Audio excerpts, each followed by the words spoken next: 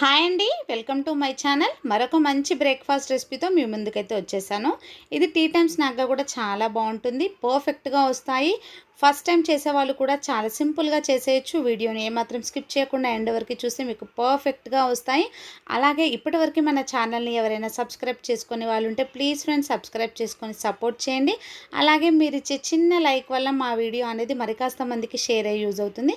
కాబట్టి ఖచ్చితంగా ఒక చిన్న లైక్ అయితే ఇవ్వండి. ఇవైతే చాలా సింపుల్గా చేసేసుకోవచ్చు స్నాక్స్. పిల్లలైతే చాలా ఇష్టపడతారు. అసలు వీటిని ఎలా చేశానో ఇప్పుడు వీడియోలోకి వెళ్ళి చూసేద్దాం. దానికోసం ఇక్కడ నేను ఇడ్లీ పిండిని అయితే తీసుకున్నాను. మనము ఇడ్లీ పిండి, పులిసిన పిండి అయితే చాలా టేస్ట్గా ఉంటుంది. ఇక్కడ నేను వాటర్ ఏమీ యాడ్ చేయని పిండిని అయితే తీసుకున్నాను.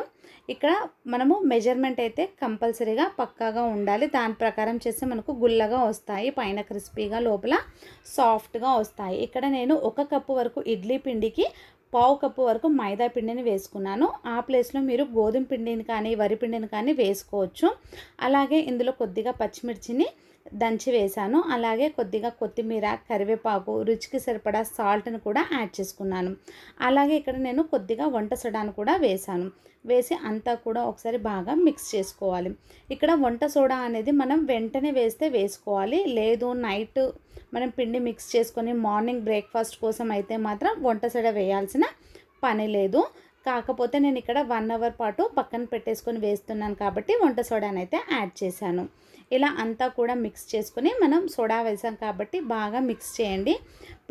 పిండి మొత్తం మనకు ఇడ్లీ పిండిలో మిక్స్ అయ్యే రకంగా బాగా మిక్స్ చేయండి. కాస్త కన్సిస్టెన్సీ అనేది గట్టిగా ఉండేలాగానే చూసుకోండి. ఇప్పుడు మూత పెట్టి ఒక 1 అవర్ పాటు మనము ఈ పిండిని పక్కన పెట్టేసుకోవాలి. ఎందుకంటే ఒక 1 అవర్ అయినా కూడా మనకు పిండి నానితే టేస్ట్ అనేది బాగుంటుంది, అలాగే గుల్లగా వస్తాయి.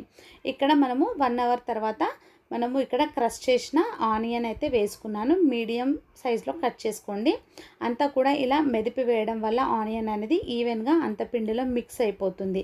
మనం వేసుకున్న ఆనియన్ అంతా కూడా పిండిలో మిక్స్ అయ్యే విధంగా 1-2 సార్లు పైనుంచి కిందికి ఇలా బాగా మిక్స్ చేసుకోండి. వీడియో క్లిప్లో చూపిస్తున్నట్టుగా ఇలా బాగా మిక్స్ చేసేసుకోవాలి. మనం పిండిని ఎంత బాగా మిక్స్ చేస్తే మనం చేసే ఏ స్నాక్స్ అయినా కూడా అంత టేస్టీగా వస్తాయి. ఇక్కడ చూడండి, పిండి కన్సిస్టెన్సీ అనేది నాకు పర్ఫెక్ట్గా ఉంది. మీకు కాస్త లూజ్ అనిపించినా కొద్దిగా వరిపిండిని యాడ్ చేసుకోండి, లేదా గట్టిగా ఉంటే కొద్దిగా పెరుగుని యాడ్ చేసుకోండి, టేస్ట్ బాగుంటుంది. డీప్ ఫ్రైకి సరిపడా ఆయిల్ తీసుకొని, ఆయిల్ బాగా హీట్లో ఉండాలి.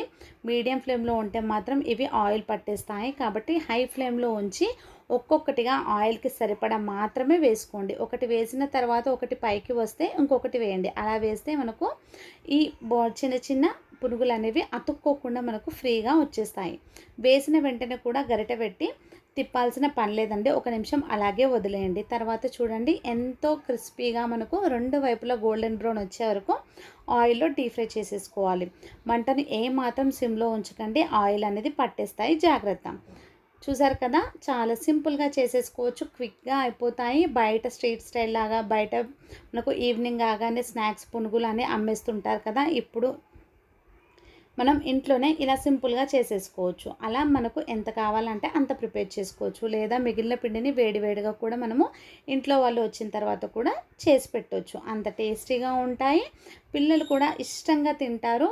మరి ఎప్పుడు ఇడ్లీ, దోశ అంటే ఎవరు తినలేరు కదా, ఒక్కొక్కసారి ఇలా బ్రేక్ఫాస్ట్లోకి ఇలా ప్రిపేర్ చేయండి, చాలా టేస్టీగా ఉంటాయి. పిల్లలకైతే కెచప్తో సర్వ్ చేయండి, పెద్దవాళ్ళకైతే పల్లి చట్నీ అయితే చాలా బాగుంటుంది. నాకైతే పైన క్రిస్పీగా లోపల గుల్లగా చాలా టేస్టీగా కుదిరాయి. ఈ రెసిపీ మీకు నచ్చితే ఖచ్చితంగా లైక్ చేసి షేర్ చేయండి ఉపయోగపడే వారికి. అలాగే ఒక మంచి రెసిపీతో మళ్ళీ కలుద్దాం. Thank you for watching.